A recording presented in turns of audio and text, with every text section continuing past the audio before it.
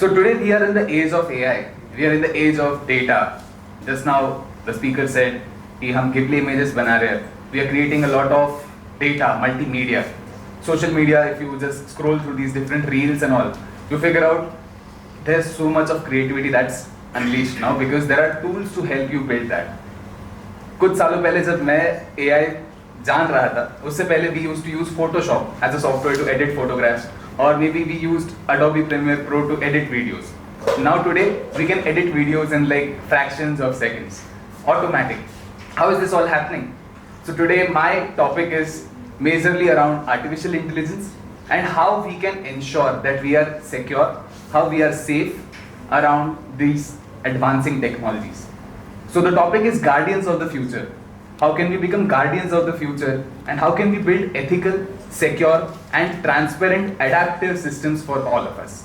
The idea is around digital ecosystems, and this comes from my own experience because I have my own startup, that is Delta the Innovators. Here we are trying to solve real world problems using technology.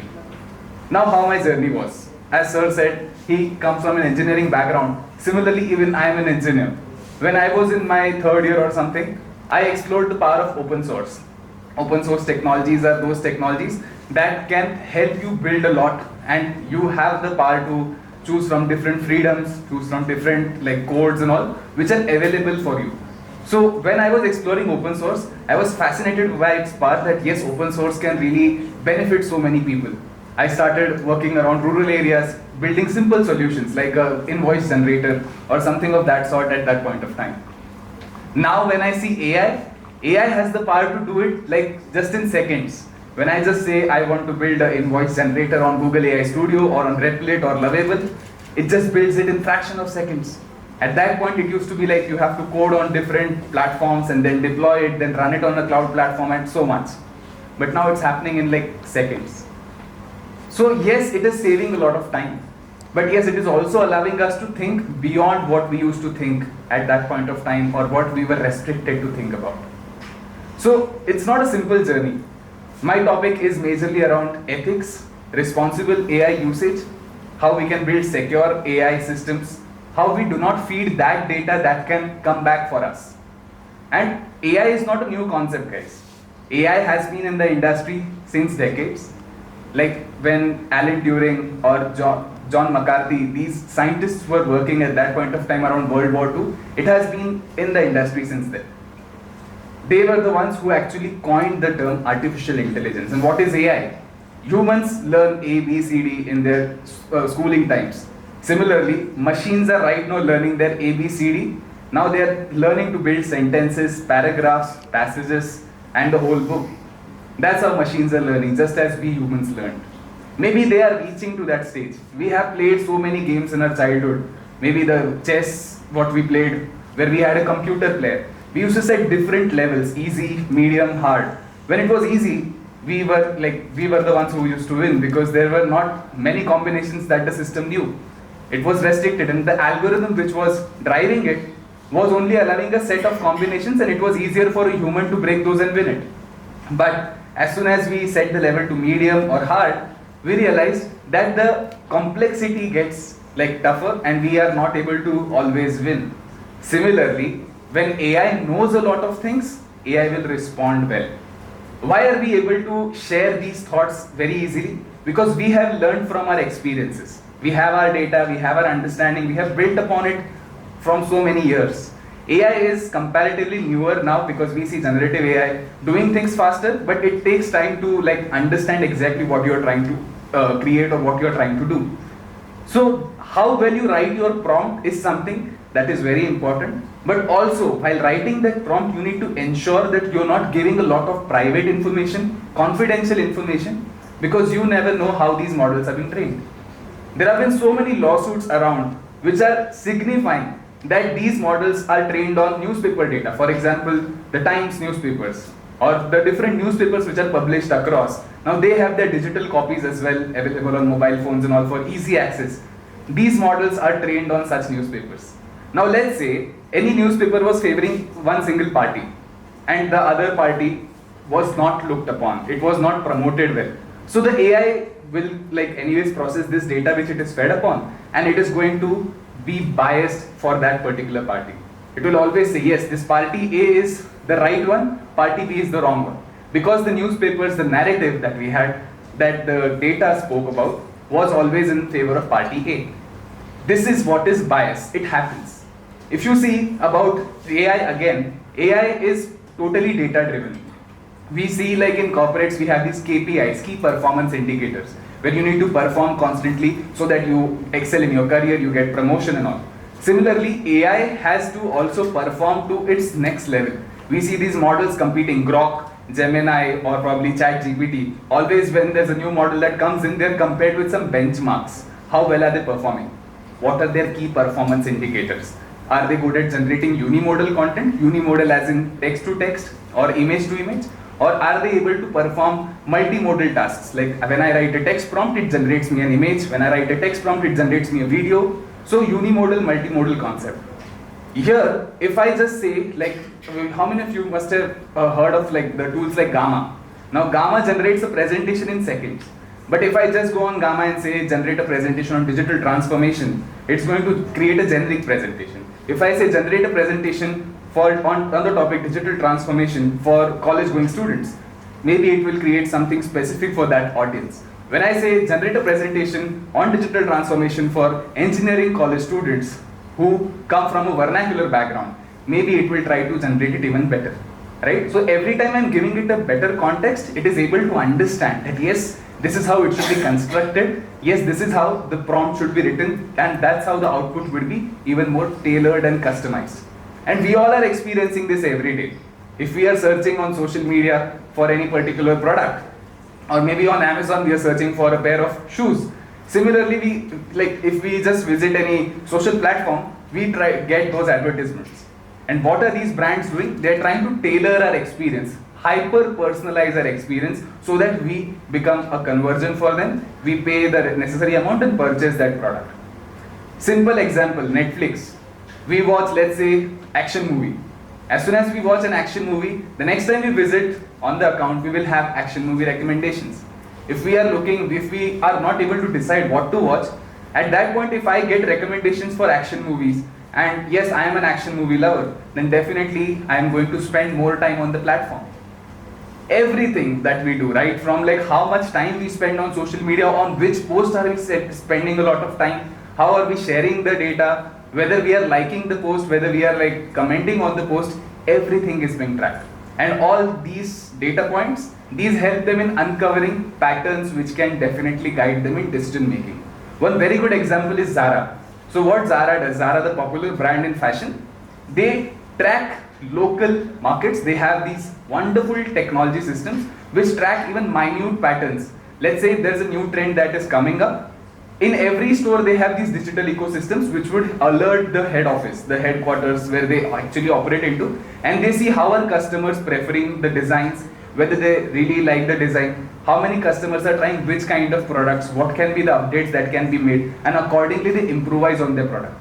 Other brands, other competitors require at least 3 to 6 months to bring in a new trend. Zara does it in just 3 weeks. And that's why Zara is a pioneer in its industry, in its segment. So how is it possible that these brands are able to do so much with tech, and where are we right now? So I just did a survey recently on understanding how many engineering colleges have transformed since last 5 years, because post-COVID we saw this AI wave coming in. So I realized that many branches, you could say legacy branches like mechanical engineering, civil engineering are now struggling even to have students getting admitted into those branches, while computer science, IT, BCA, all these tech departments are like, there are 2-3 variations in these branches now. There is like artificial intelligence and machine learning department, then data science department, then again cloud computing department, cybersecurity department. So many variations suddenly.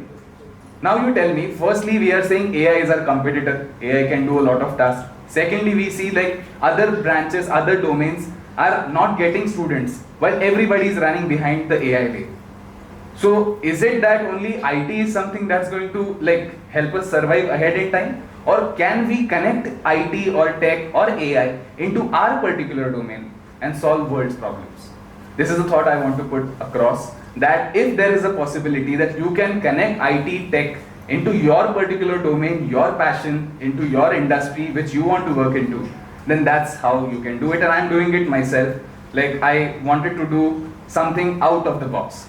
This was a concept where I heard, like, let's solve something. So there's a popular app by the name Chalo. I heard the founder saying, if you want to solve something, solve for the public sector. अगर आपको कुछ solve करना है तो solve for the public sector, because what he did was he gave his story was like he knew that people don't know when is the bus going to arrive, and that's why he created an app which can at least tell, okay, the bus is like 5 minutes on the way, it will come here, just like M indicator we use regularly. So here Chalo was to solve for the buses. Railways, at least it is structured because there is no, like, not much traffic and not many variations, right? They have their tracks and timelines set, and it is a very good network. But in case of roadways, it's a very different case. And he shared his own story, which really inspired me that why not I should also try something on those lines. So I wrote a book recently with my wife, which is titled as Innovate with Responsible Artificial Intelligence. Here, what I learned in that conference really drove me that how can we make use of responsible AI? How can we actually ensure that AI can solve problems? So I started visiting these government offices and I realized, like, what is the problem? They have a lot of workload, but the speed with what they can process is lesser. Why? Because there's a technology innovation gap. There's a lot of tech available. They have advanced devices in some cases. In some offices I've seen they have like a MacBook or something of that sort. But they are not familiar with how to use it. And that is the problem, that there is a technology innovation gap. These people are domain experts in what they do. They have done this for like 20, 30 years down the line. But that was manual paperwork. Now when there's digital India or digital transformation that's going on a large scale, there is a gap. And this gap can be filled with entrepreneurs, with innovators like us, because we understand technology and they understand their thing. If we just connect the dots, it's going to really bridge the gap, it's going to benefit a lot.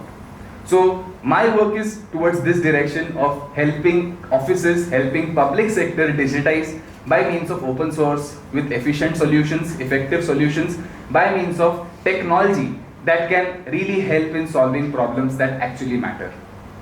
Whatever degrees we are pursuing, we are always worried if AI comes, it will take away our job. But I want to propose this. Why are we only worried about our job? Why cannot we be an entrepreneur and create our own ecosystem? That's the thought I want to put in here, that if you have the ability, if you have the capacity to learn things on your own at a faster pace in an effective manner, then don't worry about this question, what if AI comes and takes away my job? It's okay. It's going to happen. It is happening for the biggest companies like Microsoft and all. Like, they are laying off people. Because it's not like possible. A business is going to think from their perspective whether it is like, whether they require that number of people to be there or not. And if a system is able to do the task what people were doing, then why would they have a human to do that task? It's a cost for them. But as an individual, if we develop our skills, if we become more advanced in terms of our understanding, in terms of our learning, then with machines we can also learn, we can also become better. And right now we are in the age of artificial narrow intelligence, where AI is doing very specific tasks and it only knows like it has to attain certain things. It is not aware of like other constraints. While we humans know that yes, we come from certain background, we have to earn something, we need to do something for like our career, our family, right? So that's where it is very important to understand how can we solve problems in the real world and not just worry about what will happen if this thing happens. Think on how can I upgrade myself such that I can really become AI proof, future proof. First thing. Now, talking about the major aspect, how can you make use of responsible artificial intelligence? The first and foremost principle here is to build like solutions with ethics. So ethics is something that is super important. How many of us really take the time to read the terms and conditions while signing up on an application or installing an application? We never do that. And they really write it there. Like, would you like to receive like emails from us, promotions from us? In some cases they write that. And again, in the terms and conditions, yes, there are a lot of like lines there. It's like fully text heavy. But we are in the hurry to just install the application and make use of it. But do we really know what are we signing up for? We don't know. And that's where like my suggestion to all of you, my request to all of you is to take that effort to read what the terms and conditions are trying to indicate. Because if we are not aware, how are we going to share our data? Then it's going to be a real challenge. You never know when suddenly your phone's mic is on and off because you just accepted a term and condition. We use these Ola, Uber, Swiggy, Zomato, all these like companies. They know what are our eating habits, they know what are our travel habits right now. They have our control, like systems control. If you just visit the settings section on your mobile device, you would find so many permissions are granted to these applications which we don't even think are required for those applications. Many apps, when you install them, they will ask, can I access all your contacts? And we don't even read it. We are just allow and install. But that's not the way to do it. Today you are sharing all your contacts. And I'll tell you one good thing that happens with me.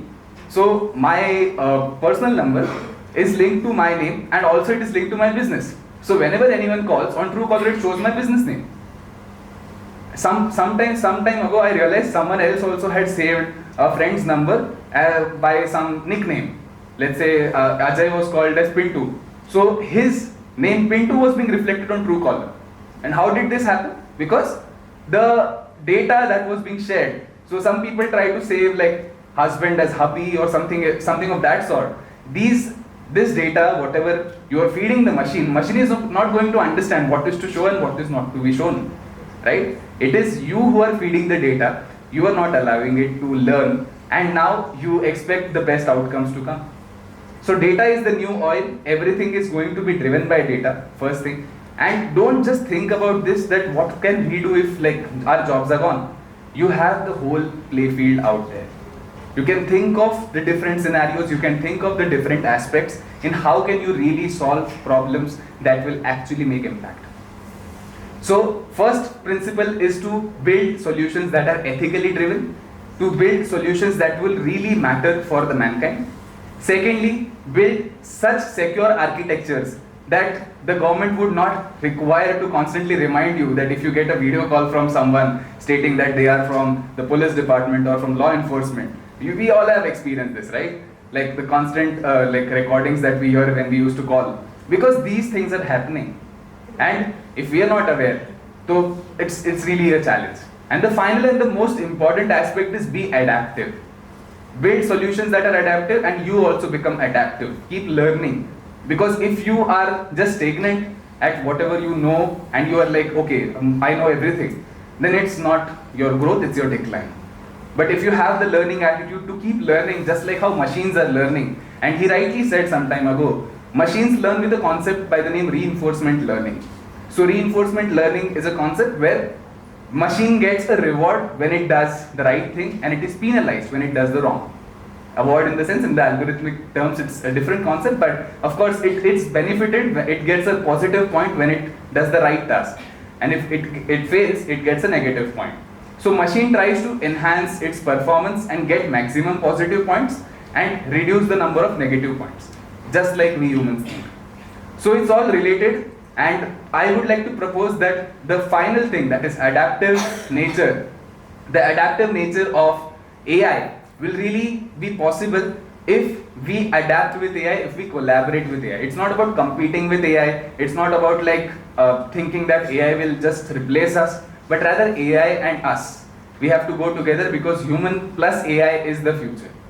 Just like when calculators came in the industry long time ago, people were worried, oh, now calcs can perform complex mathematical operations. Why will there be a need for mathematicians or CAs and all? But now we make use of calcs regularly and we solve problems. Even mathematicians and like statisticians also make use of calcs, right? Similarly, now we have to learn how can we adapt AI, how can we make use of AI to solve different problems. And it's not about completely blindly trusting on AI. AI should be your co-pilot. You are the pilot of your plane. AI should be someone who is a co-passenger with you, but you are the driver in the car. If you completely trust on AI, AI is data driven, and if the data is compromised, your decisions will be compromised, your life will reach to some other stage, which it should not have reached. But if you are sure that yes, this is how I can make use of AI for, let's say, understanding something, but I will apply my human intelligence, because human touch is something that really matters. AI can say, like in a robotic voice. Now I know there are multiple AI tools which really produce human-like sounds, but still, humans are humans, they have emotions. They have that understanding level. They know when to take a pause, when they know when to like have that comma. And I've observed these many patterns. In my research, I've realized that when you write on ChatGPT, like write a LinkedIn post for me, ChatGPT is going to generate that using some algorithm, using some tokens, mathematical operations. And if you see the amount of text it would write will be consistent. It's like 20 words, 25 words in each line. But that's not how we humans write. We humans write, let's say, a small sentence, then probably a longer sentence, then we write a long paragraph. So that is the difference. How AI would work? AI would work statistically, it will perform mathematically and accordingly create the output. While humans would have their own emotional touch to it, humans would have their own additions to it. And that's the difference between human and AI. In the future, it is predicted that yes, there will be artificial general intelligence, where what humans currently do, most of the tasks AI would also do. That is a predicted thing. And artificial super intelligence is already what we have seen in Hollywood movies, and again movies like Ravan and Robot. So that is a very distant stage. But to reach there, yes, we have to ensure that we are not sharing any private or confidential information.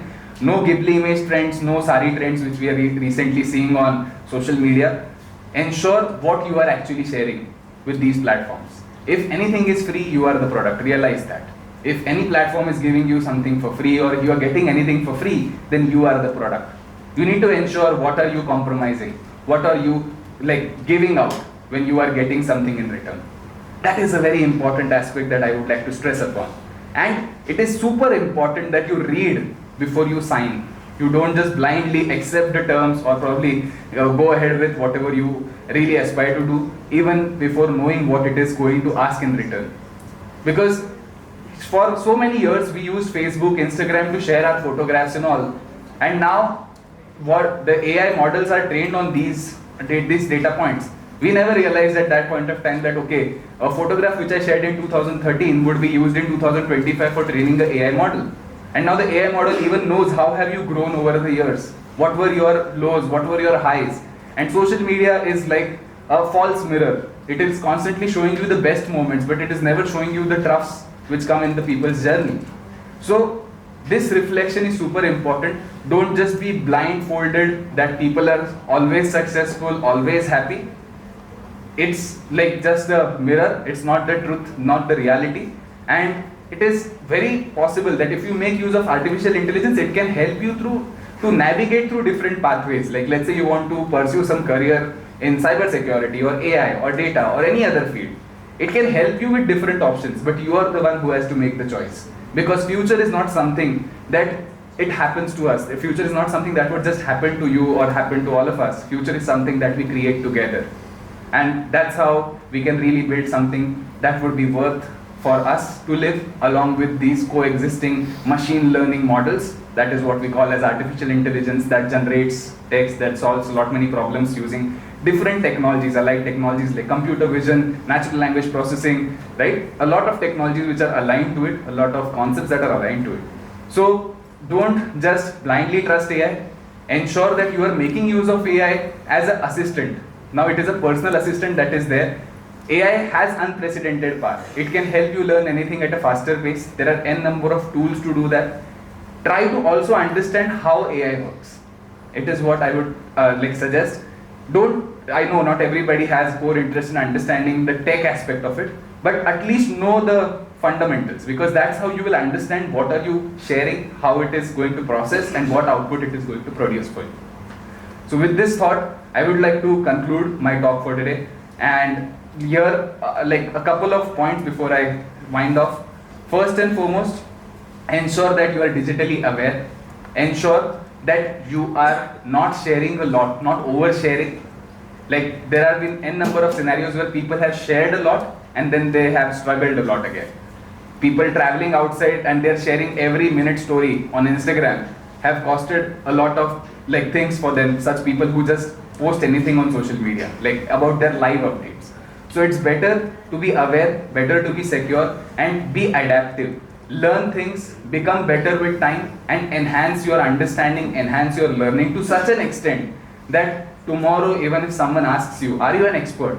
So I call myself a learner. I always say, no, I'm not an expert, I'm a learner. And yes, together we will learn together and grow ahead together. Thank you so much.